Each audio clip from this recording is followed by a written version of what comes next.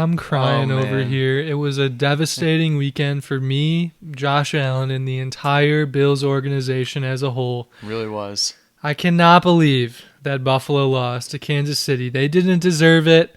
No one wanted to see the Chiefs in the AFC Championship again. No one but the NFL, you know, and I'll talk about this a little bit later, but the NFL absolutely wants Taylor Swift in the Super Bowl, and that might be the best reason to pick the Chiefs this weekend because the Ravens are the better team, Right. and the Ravens are at home, but Taylor Swift, like that's the best reason actually for picking the Chiefs or really picking the game at all. And picking this past game, I completely neglected that fact. Yeah. Even though we talked about it. And I'm so glad that Jason Kelsey was up there in the suite with her With the shirt off, yeah. stealing the show a little bit, but obviously it wasn't enough. You know, this week I think I'm actually going to be taking Taylor Swift anytime touchdown, rolling off at plus 160. He's actually got better odds than Zay Flowers. I won't be surprised if she goes out there and somehow catches a touchdown because that's just what the NFL wants. So what is like the inspiration there behind Taylor? Like, why do they want her in the Super Bowl? It's not like she's going to be like taking the field at halftime to join Usher. Cross hybridization, you know, between Taylor Swift fans and the NFL fans. Like, as much as the NFL fans, like a lot of fans claim they hate it and they're like, I just want to watch the game. I can't stand seeing Taylor Swift every 3 seconds when Travis Kelce touches the ball, but they're talking about it all the time. And who knows, some of them might find themselves curious to go listen to one of her songs. And all of Taylor Swift fans, which I mean, she's like the biggest global pop star in the world. She's got a lot of fans that are flocking now to not only Travis Kelce, but they're watching the games because they want to see her up there for the couple seconds that she's shown. And that is why she's being shown as much as she is, because they're trying to, you know, appease the Taylor Swifties out there. And it's just a big marketing thing. Like, I'm not even fully convinced that they're like dating. Like, I don't know. Yeah. Like, I mean, it seems real and I hope they are, but I don't know. Like, this whole Taylor Swift thing's been going on all season, and I mean, everyone's into it. I mean, you go into the sleeper app during the season and you pull up Travis Kelce. I'm just trying to look at some stats and like who's right there, who's the picture of. It's a Taylor Swift. Like, I mean, it's just the world we live in this season of football. There's really just one thing left for me to do at this point, and it would really just be me to DM Taylor Swift and introduce her to Josh Allen. So maybe she could shack up with him instead, and then the Bills will make next year's Super Bowl. Well, see, the thing is, going into this Bills game, there was this meme. You know the meme where the girlfriend and the boyfriend are walking down the street, but then the girlfriend like looks back? Yeah, and she looks back. So the meme was her and Travis Kelce walking, and then Josh Allen coming the other way, and like she looking toward Josh Allen. I wish, but then of course it didn't work out that way. It should have. It absolutely should have, dude. I knew immediately when Travis Kelce was wide open for that first touchdown. It's like this is gonna be a bad game. Yeah, very upsetting there, dude. I still don't get it. I just felt like it was finally Josh Allen's time. Should have been to get a victory here. I mean, 3 straight is ridiculous. No better time than now when you're at home and you're going up against one of the weakest Chiefs teams in years. So, man, it's really disappointing for sure. You know, I really like the Bills as well. And to see them go down yet again. I mean, last year they lost to the Bengals, but the years before that they lost to the Chiefs. Right. So, because I don't know if they're going to honestly have a good chance again. Like, their division's getting harder. Aaron Rodgers is going to be there. Bro. The Patriots are going to have a rookie quarterback. The Dolphins are going to be solid. And I think, Stephon Diggs might end up leaving. And Josh Allen, he takes some hits. I'm just worried about how healthy he can remain. I think it's remarkable that he actually did not get hurt at all this year. Yeah, it really it's crazy, dude. I know he was dealing with like a little shoulder stinger, but he just powered right through it for the one game it was bothering him. The dude is just an absolute bull. Yeah. He just 100%. Runs through people. Like, he really stallion, bro. Could have gone out of bounds a bunch of times, but he just goes for it. So yeah. I was shocked to see him slide at the start of the game because normally he never slides at all. He just absolutely barrels through everyone. Yeah. That's probably what all of his people in his camp are telling him to do, though. Like, bro, like, get your ass down. You're going to hurt yourself one of these games. And if the Bills lose Josh Allen, they are just shell of a team with Kyle Allen, the inferior Allen at QB. But anyways, we're going to get into it. We're just going to run through the thumbnail stats if you're on YouTube. It's not really much going on anymore. The one game losing streak for the corner QB, they're 8-12. Left QB's got a 2-game losing streak. Josh Allen was the most recent. Middle QB, 2-game winning streak with Mahomes there again. Right QB, 1-game winning streak with Lamar Jackson. So they're at 8-12.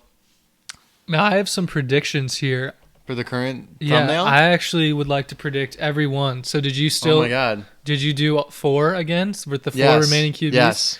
The corner QB has to be Jared Goff. It has to be. No? No, oh my it's God, not. dude! I crafted up this surgical document with all of the. See, the thing is, and now it's ruined. I used Jared Goff like 4 or 5 weeks ago, so I had to alternate. I had to use someone I haven't really used. Brock Purdy, then. Yeah, it is Brock. I really wanted it to be Jared. All right, well then maybe we'll see if my predictions will hold. Just swapping them. So Brock in the corner. Yeah. And then we'll go. The left is Lamar, the middle is Mahomes, and the right is Jared. Unfortunately, the left totally is Jared, wrong. the middle is Lamar, and the right is Mahomes. I really butchered that. It's all good. It's tough. It's tough, to get in my head and try and figure out what I'm going to do. You know what I mean? Yeah, I know. Yeah, you are a crafty one. Yeah, I keep you on your toes.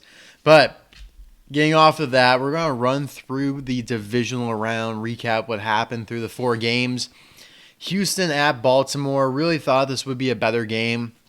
And it looked like it could have been. It was tied at halftime. And honestly, Houston could have even had a lead going into halftime had they not missed the field goal. But Baltimore just ran away with it, even though Houston didn't even turn the ball over. It was just, man, it's tough going up against that defense, I guess. But, hey, Houston had a phenomenal year. They just kind of ran into the chopping block. It looked like Baltimore maybe came out a little rusty. But, yeah, they were well rested, and they look really good. Yeah, I think that's exactly it. They got that good 20 days of rest in between games. They had a lot. Yeah, and I think that's exactly what kind of showed in the game here. They were slow to start. You mentioned that it was tied at halftime, 10-10. Their offense didn't do a whole lot, and they went into halftime, and they came back hungry.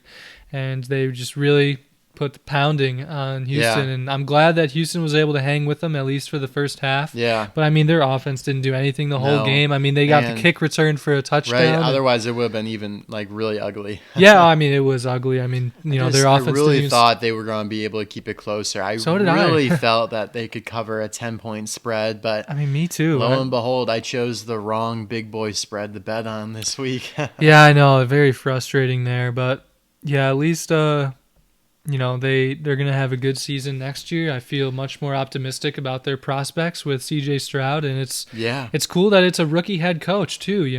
I feel like I mean, for this to be your first year for both the quarterback and the coach, you weren't ever supposed to get to the divisional round of the playoffs. Not. So I mean, you far outdone yourself in terms of expectations. 100%. So whatever happened, if you got blown out even more, you're totally fine. You had a successful season. Next year, I mean, it's going to be tough for them, though. I mean, you have Jacksonville and Trevor Lawrence. You have Anthony Richardson, the Colts. Of course, Will Levis and the Titans with a new head coach. So that's going to be a tough division, but they should be honestly favored to win it, I would say. I'm not sure. Them and Jacksonville, I think, will be very close. Super disappointed how Jacksonville finished the season. So I would take Houston to win it next year for sure. I mean, CJ's only going to get better. They're going to get Tank Dell back. And I need to see some more out of Trevor Lawrence because CJ Stroud was better than Trevor this year. Yeah, I like that pick a lot, honestly. At Houston, I think their number one priority here should be drafting a running back because Damian Pierce and this is Devin Singletary, right? Mm-hmm. Yeah, I mean, I don't think that they are they're not league-winning running backs. They don't do anything they had special. A few good games. Singletary, I think, had some decent games. But, yeah, I mean, I also think, they need some more defensive pieces as well. Mm-hmm. But a running back would be nice. Otherwise, I mean, I think they have really good weapons. Tank Dell, Nico Collins, Noah Brown, the 2 tight ends, Dalton Schultz and Brevin Jordan. You're totally set, I think, in those aspects. Yeah, for sure. I mean, they didn't even have Noah Brown or Tank Dell for this game this past weekend. So when those guys come back next year, I think that they're in really good shape. Yeah. But yeah, like you mentioned, another running back and some defensive pieces would definitely help them out. 100%. Moving on to Green Bay at San Francisco. What a tight game. This is definitely, this would have been the better big spread to bet on. Green Bay covered that spread easily, and they really gave this game away. They probably should have won. I was watching some of this game, but Brock Purdy truly should have had like 2 or 3 interceptions. There was one on the first drive, I believe, that was dropped. I think it was the first drive, but yeah, he certainly had a ball dropped that should have been intercepted. He just really struggled in the rain, which is really that's not like what you want to hear. Like, Tua and the Dolphins struggling in the cold. Like, all right, you understand. Like, it's negative 20 degrees. But, hey, man, it's just a little rainy in San Francisco. Like, you got to be able to play in this kind of weather. Especially with the weapons that you've got on that offense. Yeah, I mean, even without Debo, who went out for the game, it's just like it was a little bit of an alarming performance from them. But unfortunately for the Lions, I just think because they got embarrassed a little bit, almost lost, that they're going to not – like that was the worst you'll see them at.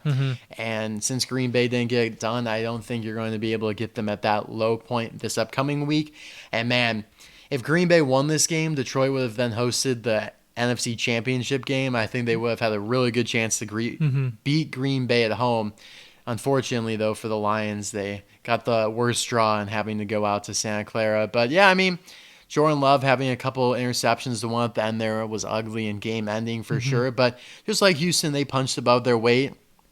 They have a super bright future ahead of them. I think they're going to be very competitive for years to come with Jordan Love, even though he's going to have to get paid here, and all their young receivers eventually are going to have to get paid. Right. And their defense, while playing decently over these last couple playoff games, I think that's going to be the biggest piece that is questionable for them. And I don't know if they fire Joe Barry, the defensive coordinator, because after they let up 30 points to the Panthers, I mean, people want him gone. But now, oh my God, you shut down the Cowboys. You kind of shut down the Niners. Like, I guess maybe he saved his job. Yeah. But, like, you still gave up 32 points to the Cowboys and got a little lucky because Dak Prescott threw those interceptions. Yeah. So I think they probably should go in a different direction defensively. But, I mean, good job for Green Bay. They really should have won this game, though. I mean, they kind of gave it away. They definitely should have, yeah. But good for them on pulling their stuff together, in between the end of the season there against teams like Carolina, and then they come in and they beat Dallas. They gave up like 38 to the Bucs. They gave up 30 to the Panthers.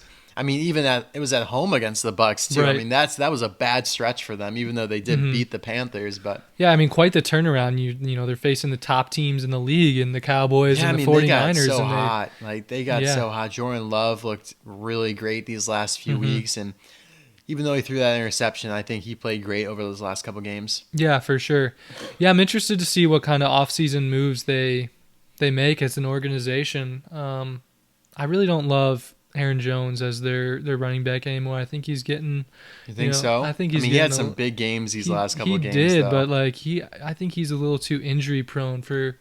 That's true. I mean, he only played probably in like 6 or 7 full games, but he was just unstoppable the last few weeks. Though, I mean, that's the issue. Like, they're gonna have to keep him because he played so well these last couple of weeks. Yeah, I mean, I guess that's fair. He was the first 100-yard rusher that San Francisco had led up in years or something crazy like that. But throughout the regular season, Green Bay backfield didn't do anything at all with the timeshare between Dillon and Jones. Well, he was hurt for a lot of it. So, I mean, it was just Dillon. But, yeah, I mean, I think defensively is where they need some help at. Will be interesting to see what they do. But, yeah, I mean, San Francisco moving on.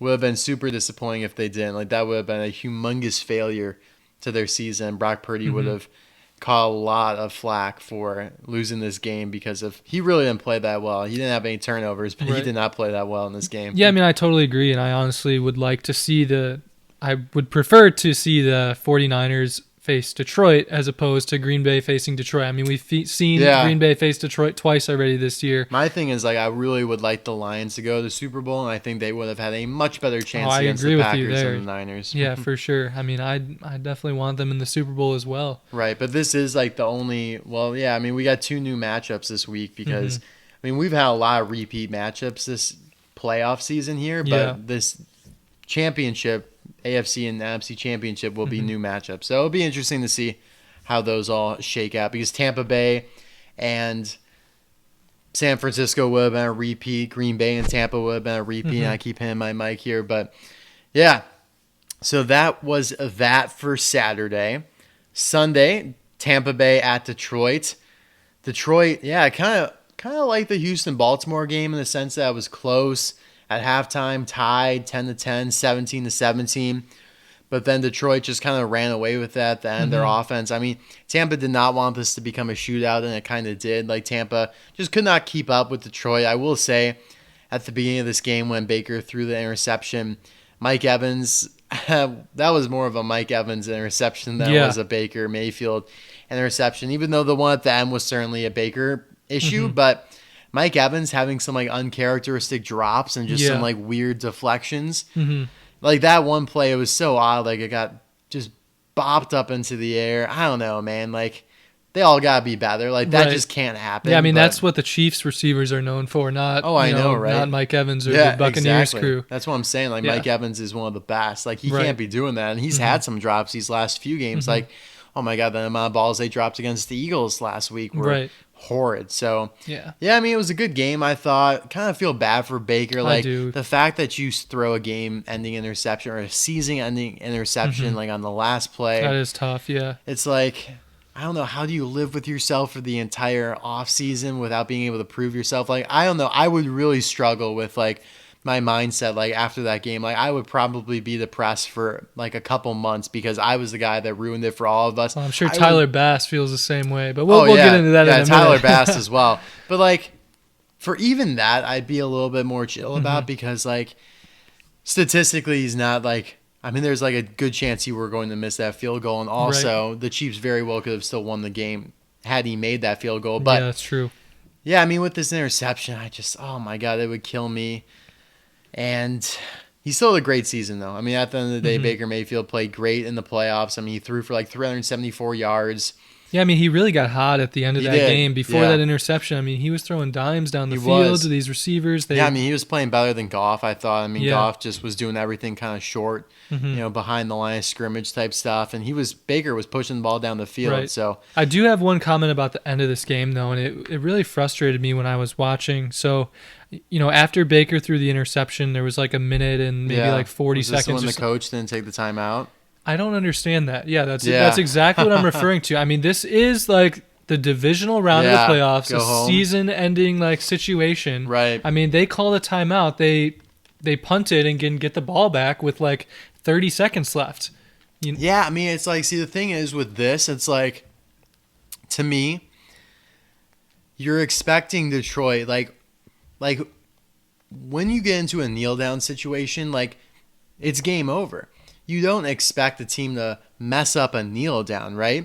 You don't expect the team to fumble the ball in the kneel down. You don't expect the team to kneel down too quickly, which is what happened here. They did the kneel downs too close together, allowing there to be more time. Otherwise, I mean, if Detroit properly kneaded out, the game would have been over.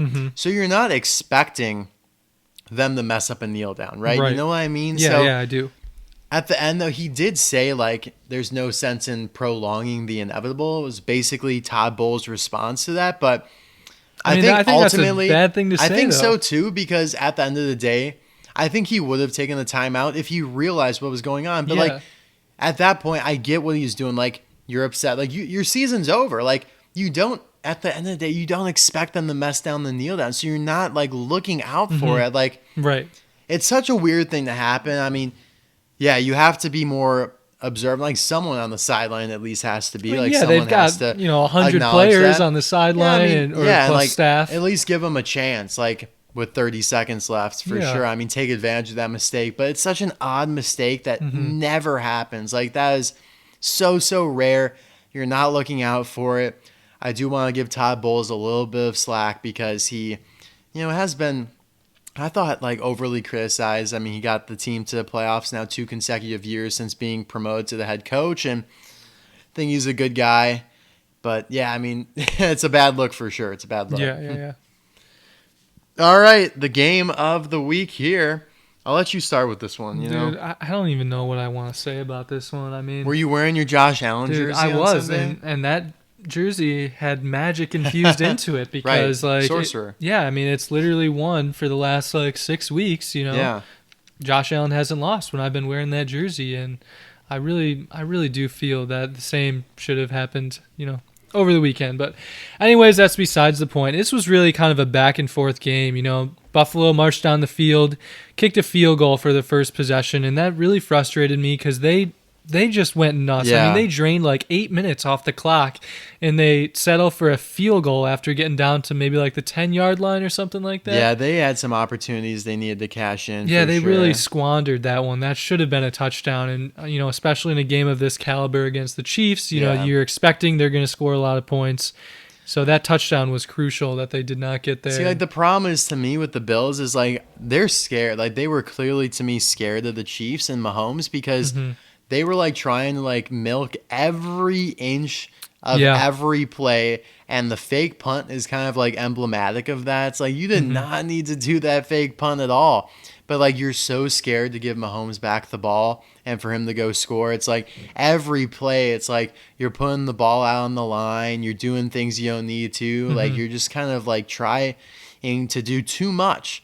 And if they just kind of did like their normal game, and like at the end there, Josh Allen missed Stephon Diggs on a shallow crossing route, and he went for the end zone with Shakir, I think it was, and that then forced the field goal that they ended up missing and all that. It's just like plays like that where they're just trying to do too much. But man, I do have this fun stats here. The Bills had time of possession beat to the Chiefs by 15 minutes, 37-23. Well, I guess that's 14. They had 27 first downs to the Chiefs' 21. They had 368 total yards to the Chiefs' 361. They converted at 50% on third down, 7 for 14, while the Chiefs were only 1 for 5 on third down. On fourth down, they were 2 for 3. Chiefs didn't go for any fourth downs. Chiefs turned the ball over once. The Bills didn't turn the ball over at all. But the Chiefs still won the game. I mean, that's just like crazy. That's when you know, like, you really let one slip away here. I mean, the fact that the Chiefs were only 1 for 5 on third down is just mind-boggling to me. Every time Mahomes got the ball in his hands, I mean, he just completes like a 20-yard pass. I know. They just went right down the field. It's crazy. Like, this is the most explosive their offense has been the entire year, except for that one By Chargers far. game. Yeah, I mean, it's literally like they were saving stuff. Like, they were keeping stuff kind of behind closed doors and just saving it for when they absolutely needed it. But the Bills still should have won this game. I mean, of course, you had the missed field goal. But even with that, like, I think the Chiefs could have still marched down the field, kicked a field goal to win, or just gotten a touchdown. I mean, they had like a minute and a half left. And, Mahomes doesn't need it. Did in 13 seconds against the Bills in the playoffs before. But, like, man, I mean, this one just really stings for the Bills when you're at home. But it all comes back to Taylor Swift. Taylor Swift's in the building. Travis Kelce's out there catching 2 touchdowns. His first touchdown in like 9 weeks or something. Yeah, just ridiculous. It's like, man, the Chiefs definitely chose when to have their best game. Travis Kelce's going off. Isaiah Pacheco's going off. Marvez Valdez-Scantlin's catching like big-ass deep balls now. Yeah. Oh, Isaiah Pacheco goes out. Don't worry. Our backup, Clyde Edwards-Helaire, is also going to just rip off some big runs. Like, it was crazy. I mean, Stephon Diggs should have caught one of those deep balls. I think Trent Sherfield could have caught that other deep ball. For sure, man. So, just a lot of ways that this game could have gone differently. Yeah, I mean, we could go on and on about it. It's really devastating. I think most of the nation wanted Buffalo to win. Yeah, I mean, Buffalo's defense was a little bit beaten up, but they still had this game like in their grasp, man. I mean, it was right there. Just such a frustrating Yeah, it really was. It's just a weird game. Like, Mahomes he threw the ball like 21 times or something, like for 209 yards or something. Yeah. And I don't think, Allen didn't throw the ball that much.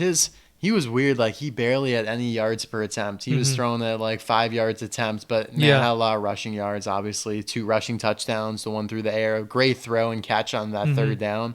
He was playing so smart with the ball, too, though. Like, there was the one play where he did that, like, saucy little lateral. I don't know if you saw that one. I did, although people were saying that was like a forward pass, but... No. Yeah, I mean, I thought it was fine. I thought it was crafty. I liked it, but... That also is kind of a little bit of an example. I don't know how much of that was planned, but it's just kind of an example of like they were just like juiced up trying to do so much. But Josh Allen did have a fumble there at the end that honestly should have been recovered by the Chiefs. Yeah, I know. That was like I think it was his biggest mistake of the game. But like at the end of the day, though, like he runs the ball so much, like one of these times you're bound to just lose it. And the fact that he hadn't in a couple of games now, like that was just bound to happen. Like just statistically, he runs the ball so much and he engages in contact. But yeah, I mean, hopefully there's another opportunity for them down the road, but it's only going to get harder with all these new quarterbacks coming in. I mean, the Chargers eventually I think are going to be really good. I think the Bengals with Joe Burrow will be back, and maybe even Deshaun Watson will do something with the Browns. But I'm worried like their window is closing. It really is. Yeah, I really thought this was going to be their year, so I don't know what kind of moves they're going to make in the offseason. I mean, might be bye-bye Stephon Diggs. Yeah, people have been talking about him leaving.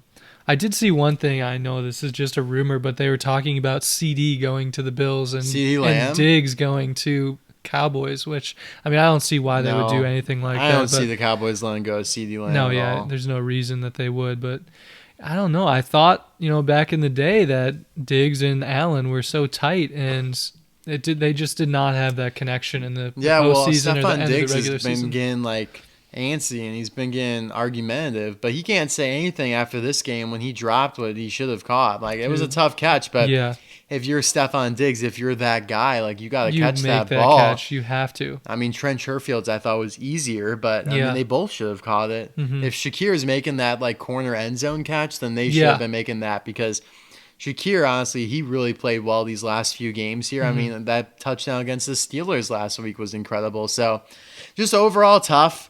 But you got to hand it to the Chiefs. They just know how to win these situations. And the fact that they're underdogs now in the championship game by more than a field goal, it's ooh, do you take the Chiefs? We'll see. Yeah. Last thing I have to say about that game, though, is I still admire Josh Allen. He is just an incredible leader. At the end of the game, the kicker. Yeah, he went up and he gave him a hug. I don't know if you saw the little clip of that. Yeah, if I was him though, I'd hug him and then say I'm going to absolutely spank the shit out of you when we get into the locker room. You son of a bitch. Yeah, I mean, of course that that Tyler Bass is going to be feeling terrible about himself, but just really remarkable sportsmanship out of Allen and just great leadership. Really admirable behavior. This is literally his season. He wanted this more than probably anyone else on the Bills did. For sure. For him to go do that when he's obviously feeling a lot of pain is just really admirable. Yeah, I agree. But, man, that's tough. Tyler Bass kind of unraveling this season. Yeah. I mean, didn't he go 1 for 3 against the Steelers? He did, yeah. One of them was blocked, but, the other one, he should have made that too. Yeah. Yeah, Tyler Bass, I remember his rookie year is probably his best year, and then he just kind of went downhill ever since. I think he's been in the league 3 or 4 years now. Tough. And that's just the thing. It's you look at the Chiefs kicker, well, it's Harrison Butker. It's one of the best in the league, and they're not going to miss those kicks, unfortunately. Yeah. But, yeah, good stuff all around. Just really tough to see the Bills go down. But moving on to our best bets review here. I just put all my eggs on the Houston-Baltimore game. It did go over 43. It was tight, though. It was tight for sure, because when I went to go bet it, it was 45, and so I didn't win that. I was really upset about that. I can't believe the was that a live bet? No, dude. It was one that I made earlier in the week. Oh, so it moved down as the week went on. Yeah. Oh, interesting. It was weird though, because I put this on our little document on Tuesday. Yeah. I think it went up and then down. Oh. It was weird. So I bet both. I bet 43 and 45. Obviously didn't get the 45 one, but yeah. I really just thought Houston would score more, and I thought they would cover, and they did not. I think most people did. I mean, Houston's offense not even scoring a touchdown is ridiculous to me. Just a weird game for sure. Weird game. Yeah. For my best bets, I also had Houston. Obviously didn't hit, but I did take Green Bay at +10. I thought that was a great value play, and that did come through. I mean, they nearly won this game. I should have done that. I don't know what I was thinking. Yeah, and then unfortunately, Magic Conch, 3 strikes, you're out. The Conch is now 1-3. It's do we give it another chance? I mean, I'm still gonna do it just to track it. It's possible that the Conch develops a fade play every single week. That's so we true. Just go against it. What if the Conch goes 1-9? Yep. Oh yeah. Over the next. Could be the corner QB up until 5 weeks ago. Yeah, exactly. Could be. Yeah, so we'll see what the Magic Conch has to say this week. I'm not even sure what game to put it on here, whether the NFC or the AFC Championship would be more bet-worthy. I want to put it on the Kansas City-Baltimore game. Okay. Just because that's where the most uncertainty to me lies. Yeah. Yeah, that's fair. Let's get into our conference championship picks here, predicting who is going to make it to the Super Bowl from the NFC and the AFC. Both games are on Sunday. First one being Kansas City at Baltimore. I really thought they would make this the night game, but lo and behold, not. Mm-hmm. I'm going to take Baltimore here, although I do like Kansas City plus 3.5. The line kind of moved around a little bit. I kind of almost like Baltimore minus 2.5, but Kansas City plus 3.5. Like I could see it being like a 27-24 type of game. But who knows with these playoffs? I mean, we have not seen these teams play this season. And I remember, I think last time they played, Baltimore did win. It was 36-35 in 2019, I think. Is that what you're thinking of? Like in the playoffs? They definitely played sooner than that. Oh, I was thinking City just like the playoffs. Kansas City has never played Baltimore in the playoffs. Really? No. Not in like this era. Maybe it was in the playoffs. There was a time in the last like 2-3 years where Baltimore blew out the Chiefs like 30-20 or something like that. Okay, this is not the game I was thinking of. But yeah, anyways, man, this is a tough game to pick. Like I said, I truly believe there's some wizardry going on with Taylor Swift, and the best reason for the Chiefs to win this game is Taylor Swift. The NFL wants her to be at the Super Bowl in Vegas. I mean, what's better than that? We also know who's playing at the Super Bowl halftime show next year. It's going to be Taylor Swift. I mean, it's all coming together for them. And it's hard for me not to take Kansas City here with the storyline with Kelsey and all that. But I'm going to stick with my football intuition and go with the better team, which is definitely Baltimore. Just in all three phases of the game, Baltimore is better here. I think Lamar has been playing very well, very clean football. I think he will continue to do so, especially at home here. And yeah, I mean, I think Kansas City's offense is bound to come down to the median, like regress back down to the average after a couple of decent, good performances. And yeah, I think Kyle Hamilton and the rest of the Baltimore defenders shut down Kelsey, and their other receivers probably also come back down to the median. Like I don't see MVS having another good game like he did have. And of course, behind Rashee Rice, all you have is Sky Moore and McCole Hardman. Right. Who McCole Hardman tried to give the game away against the Bills, fumbling it. By the end zone, yeah. Yeah, the Bills really got honestly lucky with that one. Oh, for sure, bro, yeah. So yeah, Baltimore is my pick. Good pick. Yeah, I like it. So by the way, that I don't know what I was thinking. It was in 2021, not 2019, and it was week 2 of Sunday Night Football. But the Ravens won 36-35. It was like a crazy game, though. I mean, there was just so much back and forth going on. Way closer than I thought it was. Yeah. So maybe that's the one you're thinking of. Maybe there was another time. I don't know. But yeah, this one was a wild one. But anyways, I really like the Baltimore pick, and I'm definitely taking them as well. It's not just because the Chiefs beat the Bills last week, but I really do feel that Baltimore has a better chance of winning this game here. I mean, their defense is remarkable. They were shutting down Houston last week, not allowing them to score a single offensive touchdown. And Houston came on as a super strong offense here in the end of season into the postseason. I mean, it's just really remarkable what their defense is capable of. And we've seen that Kansas City for most of the season, you know, their offense really didn't do a whole lot. And I know that they did, you know, the last 2 weeks here in the playoffs, but the rest of the season, it was not really all that great. So I like Baltimore's defense to keep them in check, and I think that Baltimore's offense will be able to tear up the Chiefs' defense here. Yeah, I mean, I think Kansas City lost a defender or two during the Bills game. Not sure about their status for this one. I think, who was it? Was it Mike Edwards? Something like that. Either way, yeah, I mean, it's tough, though, not to take Kansas City with all their playoff experience and the NFL probably wanting a nice little rematch between the Niners and the Chiefs from 2019, but we're going to roll with the Ravens. All right, later that night, you have Detroit at San Francisco. This is a big boy spread, 7-point spread. That's in a favor shocking of San spread Fran. to me for the NFC Championship. I mean, I wonder how big these spreads have been historically. Like, what's the biggest one? I'm trying to think last year. It definitely was not this big between the Eagles and the Niners. No, absolutely not. Definitely not that big between the Chiefs and the Bengals. Like, usually it's around like 3, no more 4. than 4 points for sure. Trying to think back a couple years. But, yeah, there is a chance, though, that San Fran blows them out and Detroit's run kind of comes to the end. We know that Detroit plays worse on the road. And while Jared Goff has a lot of experience playing the Niners, while his time on the Rams, he had always struggled against the Niners, and Kyle Shanahan kind of had his number, and they used to beat the Rams silly back in the day.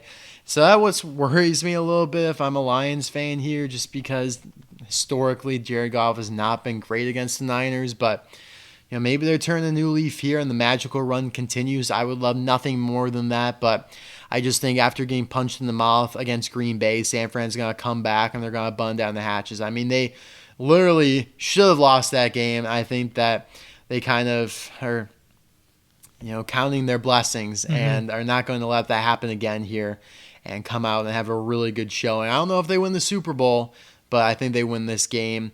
And trust me, though, I would love Detroit. I'd absolutely adore if Detroit won this game, but I just think their run kind of comes to an end here. Great season, though. Yeah, I think that's a really good pick. Definitely the smart pick here. I am actually going to take Detroit, and this might just be a little bit more personal bias just because I want to see Detroit win it so badly. Oh, me too. Who knows? Brock Purdy could have another bad game. Maybe Detroit actually catches some of his interceptions, and this could be a ball game. I'm not even sure, though, if I like Detroit to cover, but just with these playoffs, you never know. I mean, I felt confident that Houston could cover against Baltimore, and they didn't. So we'll see. It worries me with them on the road. Jared Goff against the Niners. He hasn't turned the ball over in a few weeks, and he's due for one. He's due for an interception here. Oh, I mean, yeah, he definitely is. But either way, they still do have a really high-powered offense, and I certainly see this game, being pretty high scoring here. Even you like the over 50? I don't know about my over and under picks lately. They've been questionable, but I personally would say that I would think it would go over that, yeah. Okay. But who knows?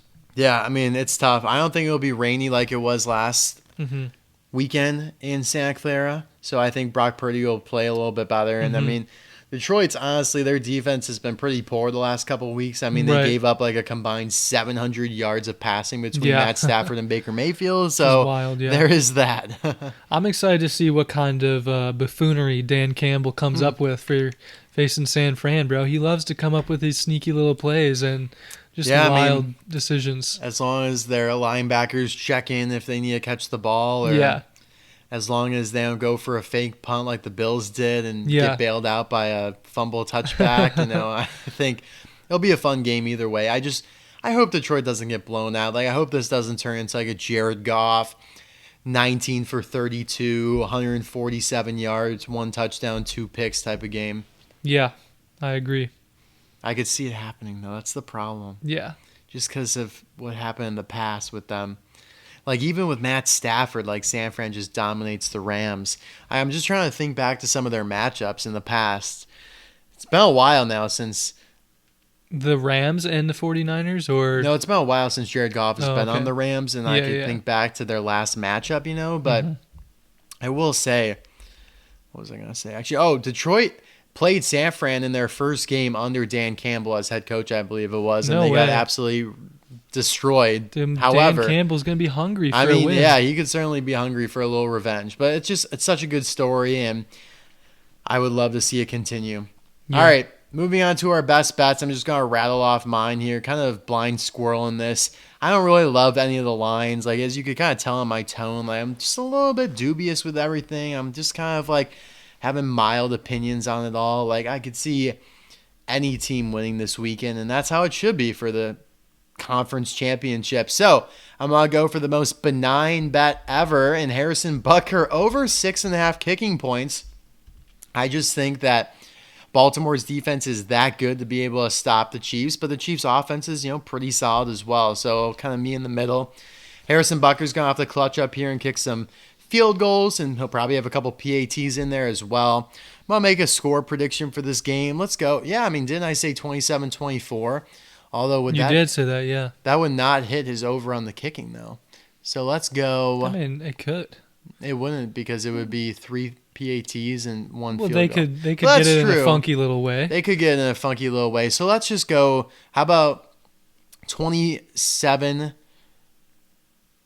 I don't like this. 27-23.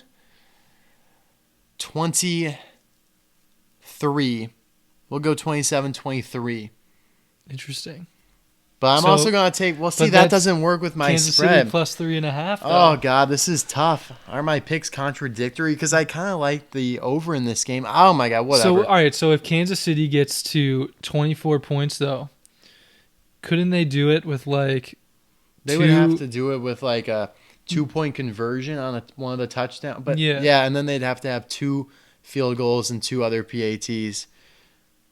Oh, man, yeah, that does get a little It's complicated. messy. Whatever. We'll just see how it plays out. I'm taking Kansas City plus 3.5 minus 112. Just really good value whenever you're taking Mahomes, Andy Reid, Travis Kelce, and Taylor Swift as underdogs by more than a field goal. I mean, like I said, Taylor Swift, anytime touchdown, plus 160. It's not a bad bet. You know, she could find her way down from the suite, and Travis Kelce catches the touchdown, and then he throws her the ball. Good stuff there. I'm actually going to make a little score prediction as well. Oh, my goodness. Yeah, I'm feeling like 31-16 Baltimore for this game. That's a big boy spread or a big boy gap. I know. Not a good game. Yeah. That's you just want the Chiefs to get punished. I do. You want them to feel pain. They deserve it. I'm also, my best bet for the week is Mahomes under 246.5 here. My gosh. I think that Baltimore's defense is really going to lock down on them. I mean, the Bills' defense is far inferior compared to the Ravens' defense, and the Bills' defense held Mahomes under 246 yards. So I don't really put much stock in what the Bills did in terms of his yardage because he barely had the ball for much time, and he was throwing the ball at like 9 yards a clip. And so if he had the ball for like another 2 minutes, like he would have had plenty more yards. Mm-hmm. But my thing is the weather's actually looking pretty good in Baltimore again.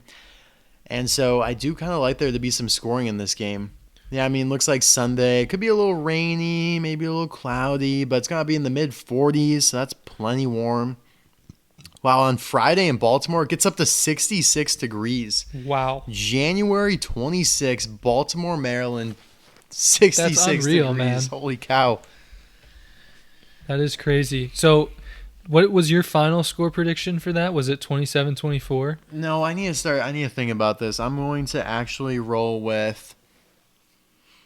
I'm going to go 28-25. Baltimore wins. Yeah, it's a little bit of a weird score, but that's what I'm going to go with. I dig it. All right. My other best bet for the week, Laporta, anytime TD, plus 175, like dude. Oh, there's some good odds on that. Yeah, I'm a big fan of that. Wow, I mean, yeah, that's even longer than Taylor Swift getting the touchdown. At plus 160. Yeah. I want to make a score prediction for Detroit and San Fran as well here. Ooh, all right. Come up with one on the spot. I guess you're going to... You're like forcing me into taking like basically the overs and the spread and all of that. I know. And I was like, I don't really want to go into that, but we'll do it.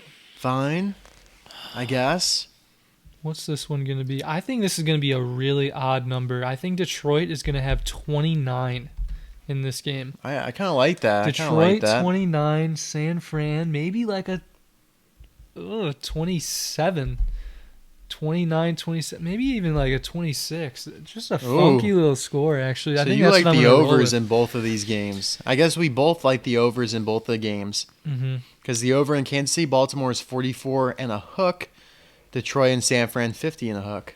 So yeah, I'm going to go 37-30. I just have not liked what I've seen from Detroit's defense, and they've been at home.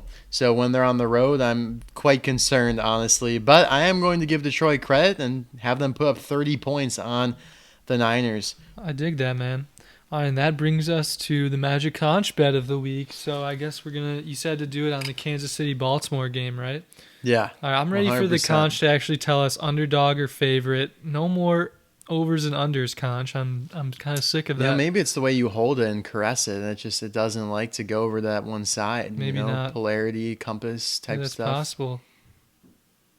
Oh my God! Bet a different game. What? Conch didn't like. All right. Didn't like the read. We have to listen to it. All so right. now we gotta bet Detroit and Niners. Wow. All right, Conch. Fine. What's the play for Detroit at San Francisco?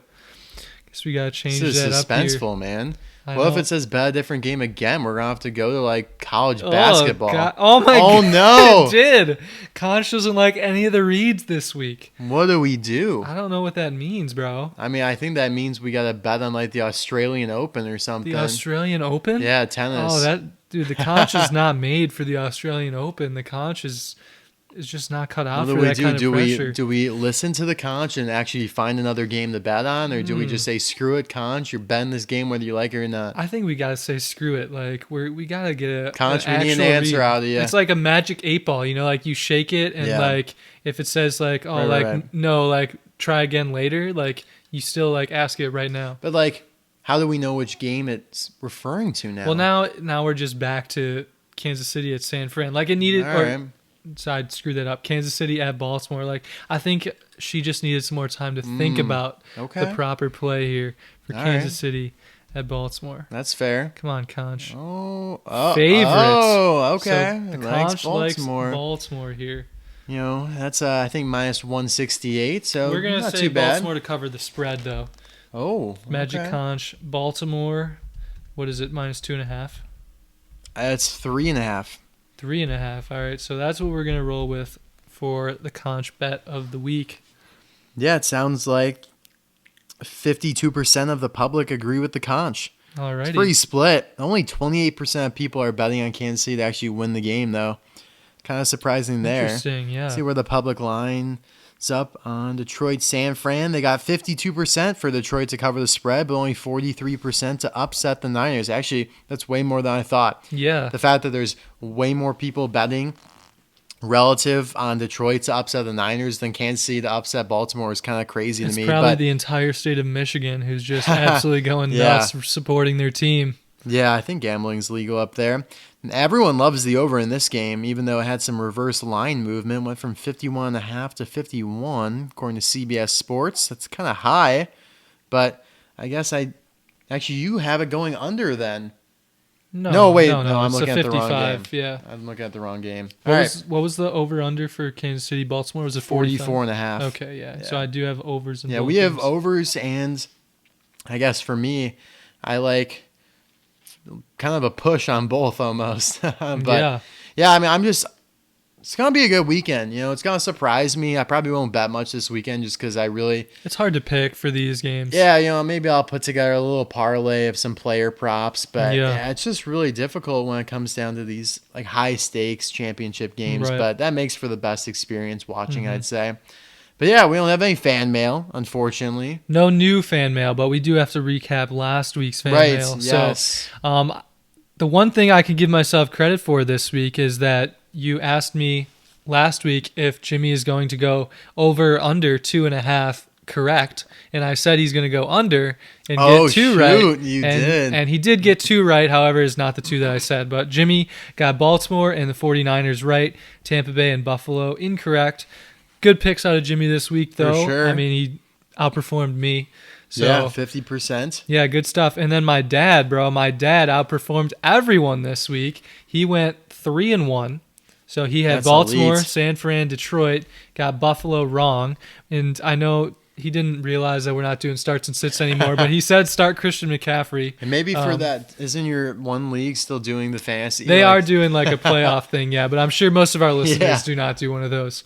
But yeah, so Christian McCaffrey had a phenomenal game. He said to sit Jordan Love, and it was like an okay pick here. I mean, you know, Jordan had 194 yards, 2 tuds, but 2 interceptions. So yeah, I think that's love that. Yeah, I think it's roughly like 16 points or so, maybe like 18. So thereabouts, yeah. Yeah, so not sure how many rushing yards he had. Right, yeah. Might have a couple. Yeah, and then he also said anytime touchdown Isaiah Pacheco, which also hit. So I know we didn't discuss those last week. He sent them in after we recorded the pod, but yeah, good week out of him. Good stuff. Well, unfortunately, we don't have any new things to add to that, so definitely write in. Emails in the description.